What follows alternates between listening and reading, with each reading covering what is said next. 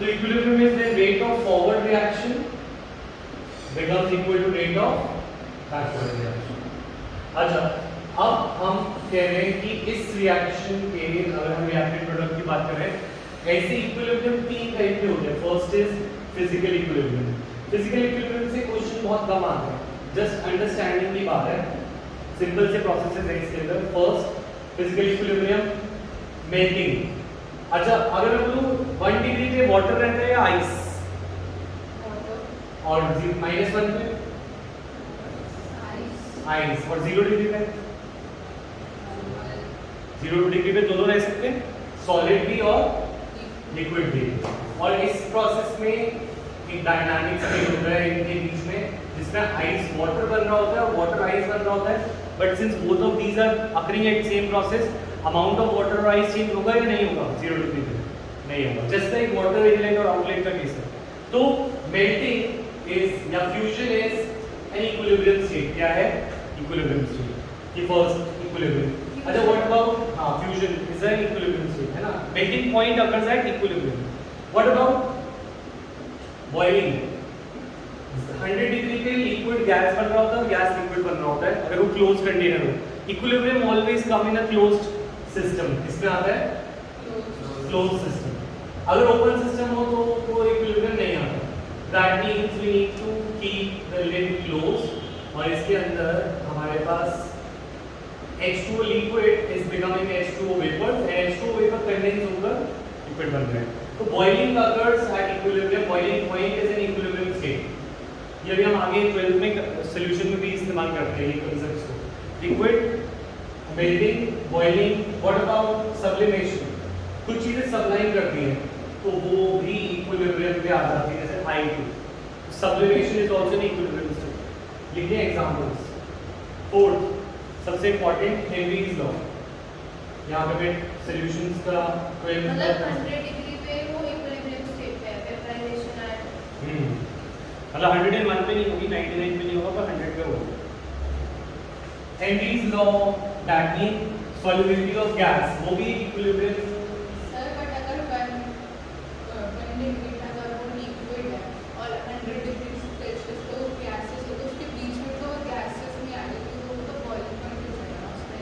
अगर 0 पे क्या है, 1 पे अगर वो लिक्विड है और 100 पे वो गैसेस में चला रहा है.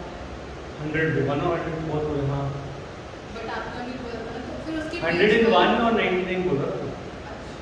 ठीक है, 99 पे वो लिक्विड है, 101 पे वो गैस है, और 100 पे वो इक्विलिब्रियम. अच्छा, सॉल्युबिलिटी ऑफ गैस. सुनो ये बात. कोल्ड ड्रिंक में जो CO2 डिसॉल्व होता है, ठीक है, वो इक्विलिब्रियम स्टेट में होता है. CO2 गैसियस सॉल्यूट है, H2 लिक्विड सॉल्वेंट है, and they will together make a solution. That means यहाँ पे सॉल्यूट और सॉल्वेंट मिलकर इक्विलिब्रियम में रहते हैं. सॉल्यूशन ये कब आता है? सॉल्युबिलिटी सैचुरेशन पे देखी जाती है. किस पे देखी जाती है? सैचुरेशन. सो एक सिंपल सी बात ये समझो, अगर मैं पानी का ग्लास को उसमें चीनी डालता हूँ तो क्या चीनी घुलती रहेगी? एक पॉइंट आएगा जब वो घुलना बंद हो जाएगी, चीनी घुलना बंद हो जाएगी. ठीक है, इस पॉइंट पर शुगर नीचे सेटल हो जाएगी और जितनी घुल सकती थी वो घुल जाएगी. राइट, इधर ध्यान दो. शुगर अगर मैं पानी में डालता हूँ तो एक पॉइंट के बाद पोर्शन बच गया तो घुलना बंद हो गई. तो जब भी चीजें कांस्टेंट हो जाती हैं वो इक्विलिब्रियम होता है, इक्वल नहीं. इसके नाम में हमें ये कांसेप्ट डी करते हैं जब हम सोचते हैं इक्वल हो जाएगा. Equilibrium does not mean equal, it means constant. It means जब चीजें कांस्टेंट होती है तो इक्विलिब्रियम आता है. फॉर एग्जांपल, इनलेट और आउटलेट इक्वल होने पे वाटर लेवल बिकेम कांस्टेंट. ठीक है. अच्छा, कांस्टेंट टेंपरेचर पे इक्विलिब्रियम आता है, मेल्टिंग पॉइंट, बॉइलिंग पॉइंट, और इसमें इनका अमाउंट भी कांस्टेंट रहता है. आइस जितना है उतना ही रहेगा, वाटर जितना है उतना ही रहेगा. जितनी जल्दी ये इधर आ रहा है उतनी जल्दी ये इधर आ रहा है. राइट. तो इक्विलिब्रियम में चीजें बिकम या state variables become constant, not equal. ये वाली बात क्लियर है दिमाग में? तो सिमिलरली जब मैं चीनी डाले जा रहा हूं एक पॉइंट आएगा जिसमें और नहीं घुल सकती. फॉर एग्जांपल 20 ग्राम्स पर लीटर, यहाँ पे कंसंट्रेशन क्या होगी? कांस्टेंट. क्या होगी? तो मेनली यहाँ पे इक्विलिब्रियम आ रहा है, और ये इक्विलिब्रियम क्या है, जो सॉल्यूशन स्टेट में शुगर है, शुगर किसमें है, एक्वस स्टेट में, और जो शुगर बाहर है सॉलिड स्टेट में, उन दोनों के बीच में क्या है, इक्विलिब्रियम।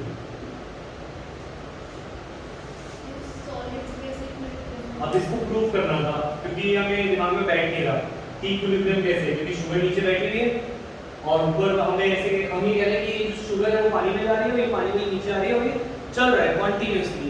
इक्विलिब्रियम इज डायनामिक, क्या है, डायनामिक। जैसे तुम्हारे दिमाग में क्वेश्चन उठा, हमारे भी दिमाग में क्वेश्चन उठा, हमने पहले चीनी ली नॉर्मल, क्या ली, C6 C12 H22 O11 sucrose, right, तो चीनी डाली पानी में, नॉर्मल शुगर। जब सैचुरेशन आ गया, जब वो चीनी नहीं खुल रही, ठीक है, हमें पता चल गया सैचुरेशन आ गया, अब हमने शुगर डाली रेडियो एक्टिव, कैसी डाली, रेडियो एक्टिव, तो रेडियो एक्टिव शुगर नीचे जाके बैठ जाएगी। अगर इक्विलिब्रियम नहीं होगा तो रेडियो एक्टिव वाली चीनी नीचे ही रहेगी और जो नॉन रेडियो एक्टिव है ऊपर ही रहेगी। पर थोड़ी सी देर बाद हमने देखा रेडियो एक्टिव वाली ऊपर थी और नॉन रेडियो एक्टिव वाली नीचे पाई जा रही थी, पर इनका अमाउंट चेंज नहीं हुआ। दैट मींस जितना वो रेडियो एक्टिव वाला अंदर गया उतना नॉन रेडियो एक्टिव वाला बाहर आया। इस तरीके से हमने प्रूव किया कि saturation is also an equilibrium state. तो saturation is also an equilibrium state. मतलब इसमें मतलब सैचुरेशन उस पर ही है जब हमारा और कोई चीज ऐड भूल नहीं सकती। हां, तो वही कह रहे हैं कि चीजें कांस्टेंट हो गई, पर इसका मतलब ये तो नहीं है कि रिएक्शन नहीं चल रही। समझ रहे हो, रिएक्शन चल रही है, वो ऊपर जा रहा है या नीचे आ रहा है। तो सैचुरेशन इज एन इक्विलिब्रियम, जो भूल नहीं रहा वो मेंटेन्ड है, बट वो रिएक्शन हो रहा है, मतलब जितना वो ऊपर जा रहा है उतना नीचे आ जाता है, तो ऊपर भी अमाउंट सेम रहता है और नीचे भी अमाउंट सेम रहता है। ठीक है, तो याद रखेंगे बॉइलिंग पॉइंट इक्विलिब्रियम पे आता है, मेल्टिंग पॉइंट इक्विलिब्रियम पे आता है, गैसेस की सैचुरेशन हो या सॉलिड्स की सैचुरेशन हो, saturation is also an equilibrium state. ये सब चीजें काम आएंगी जब हम आगे इस चैप्टर में सॉलिबिलिटी प्रोडक्ट तक जाएंगे।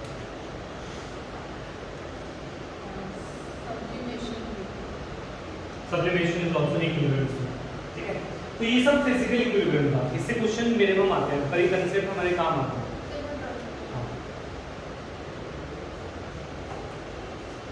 नेक्स्ट इक्विलिब्रियम है केमिकल इक्विलिब्रियम।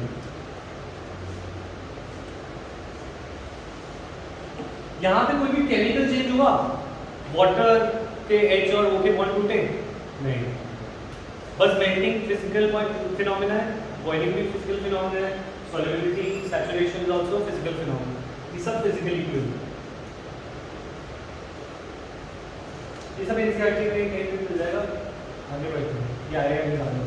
ठीक है, let's talk about chemical equilibrium. तो when we talk about chemical equilibrium, हम किसी केमिकल रिएक्शन की बात कर रहे हैं। फॉर एग्जांपल एक रिएक्शन है जो इक्विलिब्रियम में आ जाती है, N2 + 3H2 gives 2NH2. This is our process for production of ammonia. N2 + H2 gives 2NH3. पता नहीं तुम्हें पता है कि नहीं, काइनेटिक्स में हमने ये सीखा था। अरे मुझे एक बात बताओ, अगर एक फैक्ट्री है जिसमें लेबर की कमी नहीं है, लेबर की कमी नहीं है, केमिस्ट्री से पढ़ी फैक्ट्री में लगे, अच्छा तो लेबर की कमी नहीं है हमारे पास, अब हमें रेट ऑफ प्रोडक्शन देखना है। क्या देखना है, प्रोडक्शन। तो will the rate of production depend upon the raw material that is coming और the finished products, raw material कि जितनी जल्दी रॉ मटेरियल आएगा उतना जल्दी रेट ऑफ प्रोडक्शन होगा, राइट। तो इसी तरीके से रिएक्शन का रेट, ये फैक्ट्री एक रिएक्शन की तरह जो रिएक्टेंट को क्या बनाती है, तो रिएक्शन की स्पीड किस पे डिपेंड करती है, रॉ मटेरियल यानी रिएक्टेंट को या प्रोडक्ट, रिएक्टेंट, राइट। तो this is called law of mass action, this is called law of mass action. Law of mass action के according rate of reaction depends upon concentration of reactants. अगर ये reaction single step हो, माने elementary हो, तो इसकी जो molecularity होती है वो इसकी पावर होती है। ठीक है, ये वाली बात समझ में। अच्छा, और rate equal to k × N2 की पावर 1 H2 की पावर, अगर ये चीज़ें तोड़ने वाली फैक्ट्री हो, जो रिसाइकिल करते हैं चीज़ें, वो चीज़ें तोड़ते भी हैं। अब अगर ये फैक्ट्री चीज़ें बनाती रही, फैक्ट्री चीज़ें तोड़ती है, ठीक है, यानी प्रोडक्ट, अब इसका प्रोडक्ट इसके लिए रॉ मटेरियल हो गया है और इसके लिए ये इसका प्रोडक्ट हो चुका है। मतलब अगर रेट ऑफ फॉरवर्ड रिएक्शन देंगे तो N2 और H2 पे डिपेंड कर रहा है, रेट ऑफ बैकवर्ड किस पे डिपेंड करेगा? इसे K1 लेते हैं, इसे K2, तो it will depend on NH3 the power 2। Equilibrium की बस एक ही कंडीशन थी, डेफिनेशन ऑफ इक्विलिब्रियम जस्ट एक थी, when rate of forward reaction becomes equal to rate of backward, और कुछ नहीं। तुम ये नहीं बोलते कि कंसंट्रेशन इक्वल हो जाएगा, कंसंट्रेशन कांस्टेंट, वो सब डेफिनेशन नहीं है। डेफिनेशन इक्विलिब्रियम की क्या है? Rate of forward is equal to rate of backward. Sir but अगर इक्वल होगी तो इनकी मॉलिक्यूलरिटी इक्वल इक्वल नहीं होता, यहाँ पे हम अमाउंट की देख रहे हैं, मोल्स थोड़ी काउंट कर रहे हैं, जो इक्विलिब्रियम से उसी में आएगा जिसके मोल्स सेम होते हैं। सब रिएक्शन इसी प्रोसेस में आ सकता है, फिजिकल प्रोसेसिंग में भी आ सकता है। तो rate of forward equal to rate of backward. तो अगर मैं यहाँ से पुट कर दूँ सिंपल सी बात, K1 into N2 plus into H2 to the power 1 3, K2 is equal to NH3 की power 2। कांस्टेंट को एक साइड रख दो, K1 K2, what do I get? NH3 की power 2 upon N2 की power 1, H2 की power। क्या सिर्फ ये इसी रिएक्शन पे एप्लीकेबल है, या अगर कोई भी रिएक्शन होती तो उसमें ये मैं कर सकता था किसी पे भी? तो मुझे एक बात क्लियर होगी कि इक्विलिब्रियम में एक कांस्टेंट होता है, जिसे बोलते हैं इक्विलिब्रियम कांस्टेंट। केमिकल इक्विलिब्रियम में एक इक्विलिब्रियम कांस्टेंट होता है जो कि हर एक रिएक्शन का अपना एक कांस्टेंट होगा, and it will be concentration of product raise to some power, concentration of product raise to its stoichiometry divided by concentration of reactant raised to its stoichiometry। Elementary reaction नहीं है तो फिर order तो वो equilibrium भी overall की equilibrium आता नहीं है, हम सिर्फ सिंगल स्टेप में ही आते हैं, इसलिए वो चीज़ काइनेटिक्स से अप्लाई होती है। पर इस पे मैं कहता हूँ कि रिएक्शन उल्टी चल रही हो तो इसका रॉ मटेरियल ये हो गया प्रोडक्ट। केमिकल इक्विलिब्रियम यहाँ से शुरू होता है, equilibrium constants, that means reactions, concentration of reactant raised to their stoichiometry divided by concentration of product raised to their stoichiometry is a constant value. This is an equilibrium constant. Clear है यहाँ पर?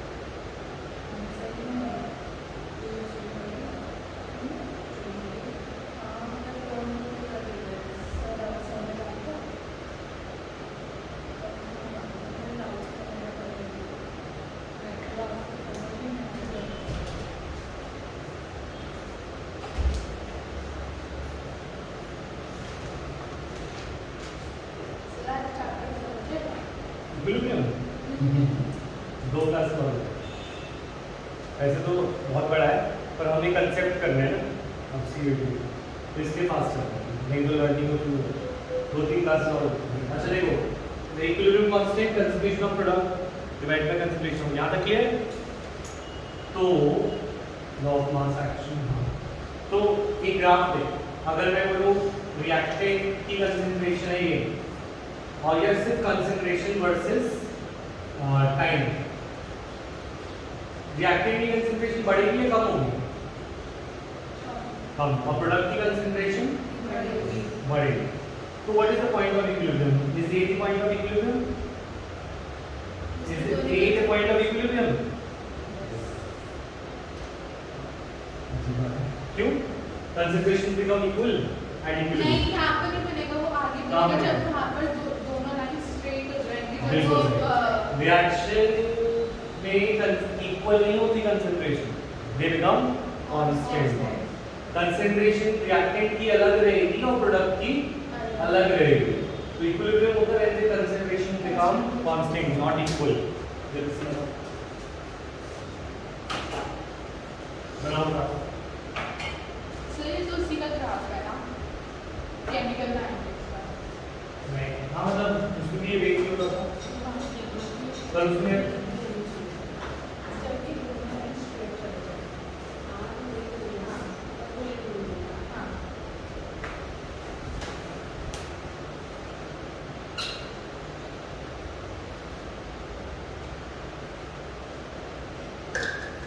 Done?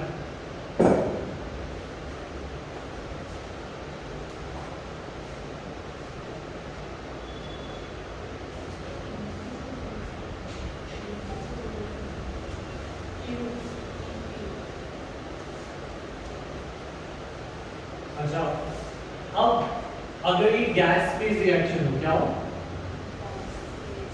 Gas, तो इस case में हमारे पास के सी निकालना मुश्किल होता है, क्योंकि कंसंट्रेशन कैसे निकालोगे गैसेस का? गैसेस की कंसंट्रेशन की बजाय it is easy to measure their pressure. क्या मेजर करना इजी होता है? प्रेशर। तो गैसेस के लिए प्रेशर कन्वीनियंट होता है, और सॉल्यूशंस और बाकी चीजों के लिए हम उनके कंसंट्रेशन नाप सकते हैं। तो अगर ये गैस फेज रिएक्शन है तो इसके अंदर हमारे पास Kc की जगह Kp निकलता है। Kp में बस चेंजेस क्या होते हैं? Pressure of B to the power B, pressure of partial pressure of A to the power A, और partial pressure of B to the power B। इसका Kp अलग होगा और Kc अलग होगा, इसमें कंसंट्रेशन पुट करी जाती है और उसमें हम रखते हैं प्रेशर। तो इन दोनों के बीच में रिलेशन होता है Kp इज इक्वल टू, जिसकी डेरिवेशन थी, डेरिवेशन अभी हम स्किप कर रहे हैं, कोई पॉइंट नहीं है उसका। Kp equal to Kc RT delta, ठीक है। That means what is delta Mg? Mg is change in the gas moles, change in gas. Sir ये PD या PA क्या है? पार्शियल प्रेशर माने सिर्फ इंडिविजुअल एक गैस का प्रेशर।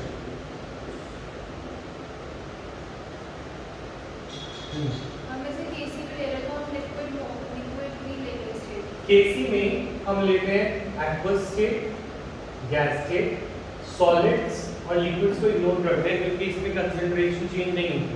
सॉलिड्स और लिक्विड की कंसंट्रेशन क्यों चेंज नहीं होती? फॉर एग्जांपल अगर मैं बोलूं कि तुम्हारा एक कार्ड पेपर है, पेपर पे आग लग गई, is this a chemical change?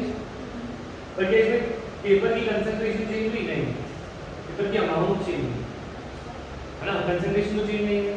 But on the other hand solution में अगर कोई चीज रिएक्ट करती है तो वो पूरा उसकी कंसंट्रेशन को चेंज कर देती है। तो सॉलिड्स और लिक्विड की कंसंट्रेशन चेंज नहीं होती, तो इसलिए केसी में सॉलिड्स एंड लिक्विड्स को इग्नोर किया जाता है। लिक्विड्स, गैसेस और एक्वस के इसमें पुट होगा, और केपी में सिर्फ गैस रखा जाता है, सॉलिड, लिक्विड और एक्वस भी नहीं रखा जाता। तो ऐसे में जो डेल्टा Mg है तो उसमें सिर्फ हम गैस देखेंगे, एक्वस भी देखेंगे। नहीं, सिर्फ गैस नहीं। यहाँ पे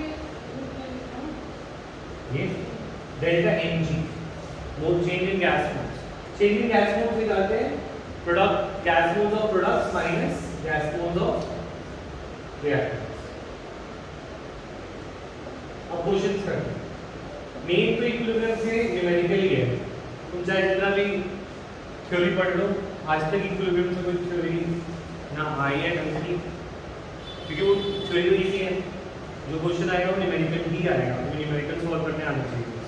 सर वो फिजिक्स की क्लास में है? नहीं हाँ ठीक है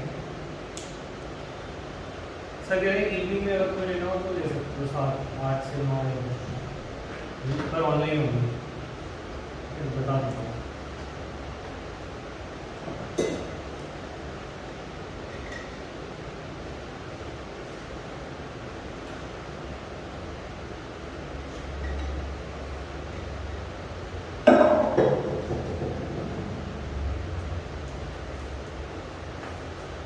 तो लाइव यूज है पार्ट में।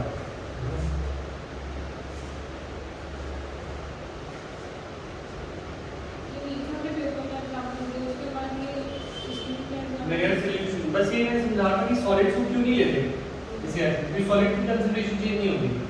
अगर पेपर है, पेपर बर्न हो रहा है, रिएक्शन में पार्ट ले रहा है, पर पेपर का क्या कंसंट्रेशन चेंज हुई, उसका अमाउंट चेंज हो गया, कंसंट्रेशन चेंज नहीं हुई। तो लिखो क्वेश्चन केमिकल इक्विलिब्रियम में।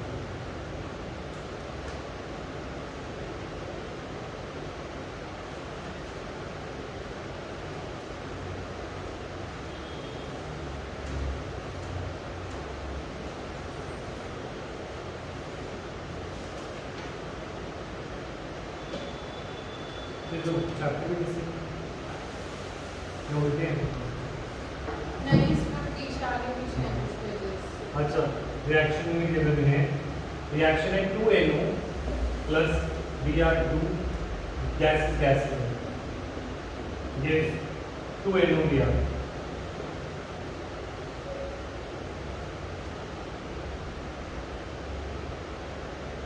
गैसेस में तो हो गया। Okay, तो कह रहे हैं 0.087 moles of NO and 0.0437 moles of Br2 are put in a container, okay, and at equilibrium NOBr के जो moles हैं, moles of NOBr is equal to moles of NOBr is equal to 0.0518, ठीक है। अगर calculate equilibrium amount of NO and Br, calculate equilibrium amount of NO and Br, ये क्या है initial equilibrium में, ये क्या है हमें NO और Br का अमाउंट बताना है। कर सकते हो ट्राई, या मैं एक करा के दिखाऊं फिर तुम करो, चलेगा कभी? ठीक है, ऐसे क्वेश्चंस को शुरू कैसे करते हैं? देखो पहली बात तो हम वैसे मोलैरिटी रखते हैं, यहाँ पे क्या होनी चाहिए थी मोलैरिटी, पर यहाँ पे मोल्स की होगी, क्या कह रहे हैं? ठीक है, तो पहली बारीकी को ये समझते हैं वैसे तो मोलैरिटी होनी चाहिए, कंसंट्रेशन क्या होती है, ये स्क्वायर ब्रैकेट होता है मोल पर लीटर कंसंट्रेशन, पर मोल्स है यहाँ पे तो भी चलेगा बात, क्यों? क्योंकि ये गैसेस है, क्या है? और गैसेस के अंदर सबकी वॉल्यूम कांस्टेंट होती है, that is the volume of container, ठीक है। तो इसलिए वॉल्यूम को हम अभी छोड़कर सिर्फ मोल्स पे ध्यान दे सकते हैं, तो लीटर हट गया and we are now focusing on only moles. अगर ये सपोज गैस ना होता है होता तो मैं मोल पर लीटर वॉल्यूम निकालता और उस हिसाब से ही कर देता। अच्छा, तो अगर मैं बोलूं इसके 2 मोल इसके 1 मोल से रिएक्ट करता है, सपोज इक्विलिब्रियम आने के लिए इसके 2x टूटेगा, कितना टूटेगा? क्योंकि इसका 2 पार्ट टूटेगा तो इसका कितना पार्ट टूटेगा? x, और इसका कितना बनेगा? 2x। ये इनिशियल में 0 था, और अब क्योंकि इसके 2 टूटने से इसके 2 बनते हैं, इसका 2x टूटने से इसके 2x बनेंगे, समझ आया? ठीक है, अब केसी गिवन इस क्वेश्चन में नहीं, केसी है तो इसकी जरूरत नहीं है, इसके बिना क्यों रहेगा? देखो अब हमें बोला गया NOBr के मोल्स जो बने हैं 0.0518 और हमारा इक्विलिब्रियम पे कितना बना? 2x। तो हमारा सिंपल सी इक्वेशन आ गई 2x is equal to 0.0, x is equal to 0.0 कितना?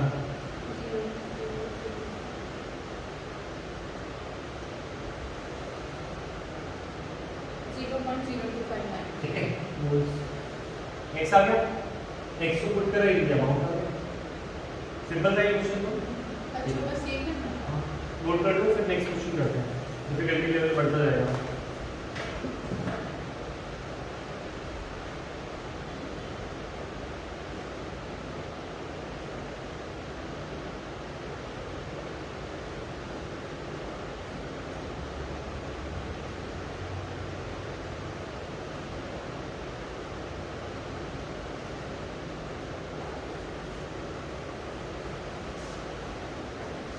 ये था बैक एक्सरसाइज। क्वेश्चन नंबर अगर तुम्हें लिखने तो लिख लो। डाइट से 7.9 है एनसीईआरटी। हम करें डाइट से बैक एक्सरसाइज 7.9, हम करें डाइट से 7.10।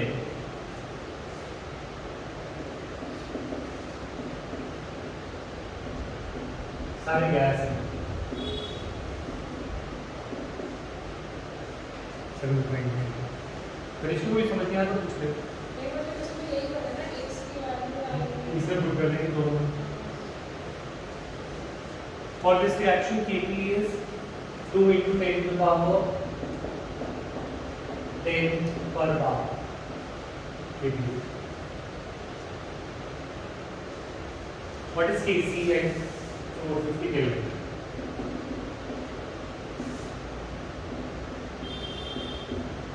What is Kc at 450 Kelvin?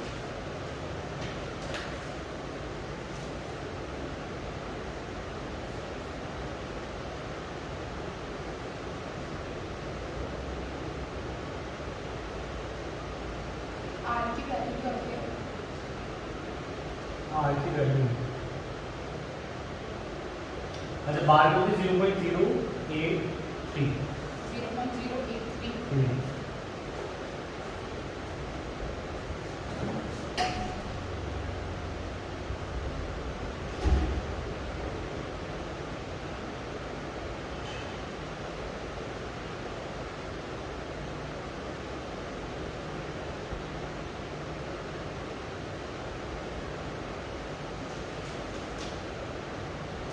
Kelvin को चेंज नहीं करेगा।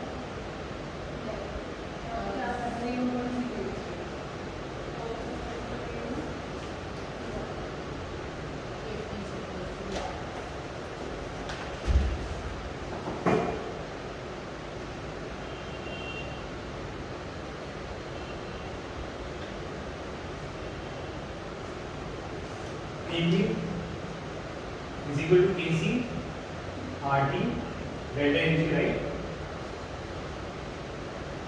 2 into 10 to the power 10 Kc 0.083 R की वैल्यू 450 delta Ng कितना है? प्रोडक्ट में कितने हैं 2 और रिएक्टेंट में कितने गैस मोल्स हैं 3। 2 minus 3 is minus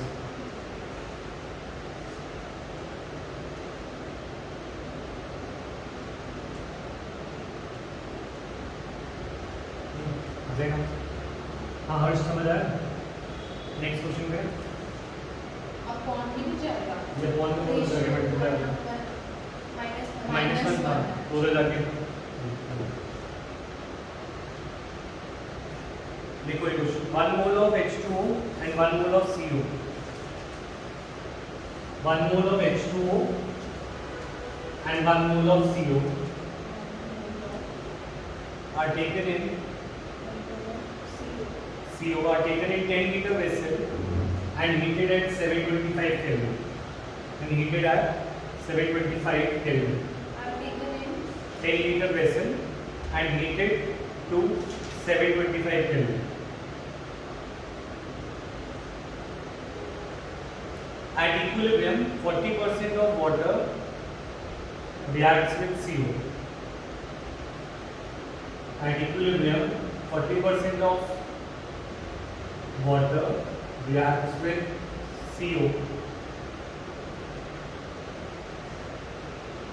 according to the given equation. According to the given equation. At equilibrium, 40% of water reacts with CO according to the given equation. And heated to 725 Kelvin. Calculate AC.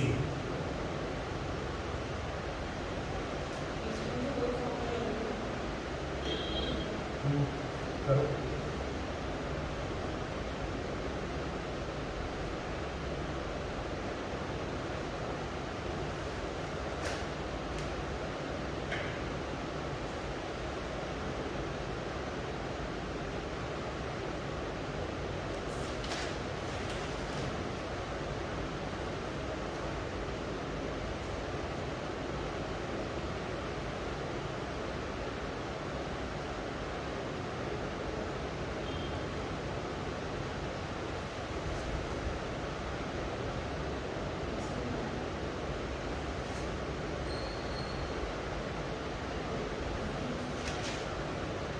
कुछ नहीं आता तो बस जो given है उससे शुरू करो और उसको नीचे लिखो। 1 मोल ये है, 1 मोल ये है, मोल्स अपॉन लीटर, मोलैरिटी आ गई। तो इनिशियल ये 0.1, ये 0.0।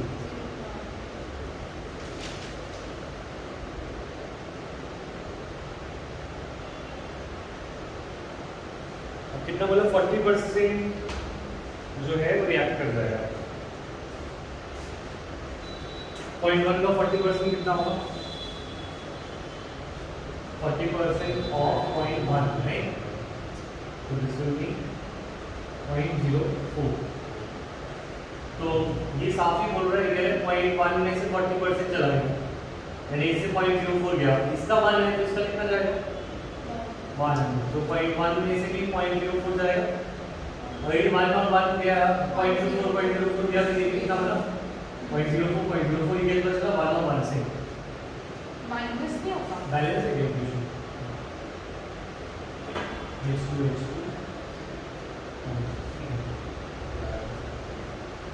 तो माइनस 0.04 में बस 0 माइनस ऑफ ये इसमें से 2 का इसमें बना ना, तो ये ऐड जैसे मैं फाइनल में कर रही थी 0.1 माइनस x करके, तो भी कर लो, पर 40% डायरेक्टली निकाल सकते थे गिवन कर दो। तो माइनस इससे कैसे निकलता है? मतलब 40% का समझ माइनस x से ऐसे निकलता, फिर तुम इसको x लेते x बनता, तो तुम्हें गिवन है कि 40% होगा। 40% यानी तुम x को लोगे 40% ऑफ जो इनिशियल है वही होगा, वही बनता है 0.04 डिवाइड बाय 0.06 एंड 0.06। आंसर आ जाए 6 कैसे? ये माइनस करो 0.06।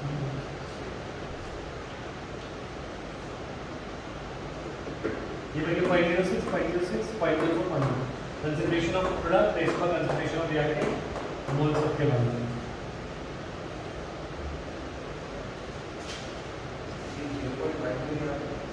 गिवन था 1 मोल्स इन 10 लीटर वेसल, है ना?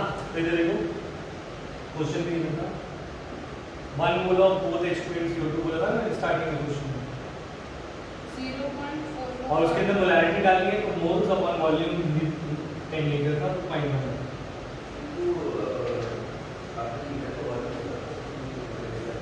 10 लीटर है ना, इधर 10 लीटर वेसल। तो गैसेस चेक थी, गैसेस चेक, ये क्वेश्चन आर्टिकलेटेड 10 लीटर है। क्वेश्चन नंबर है ये 7.14 जो हमने किया था आंसर, ठीक है? 0.445 आ जाएगा। वो तो तुम्हें देखना पड़ेगा, और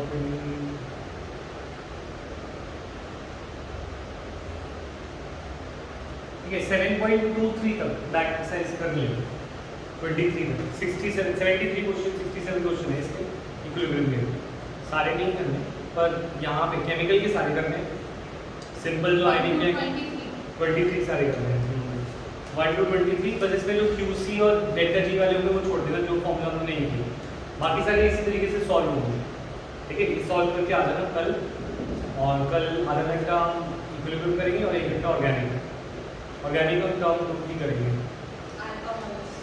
हेलो ये तो होगा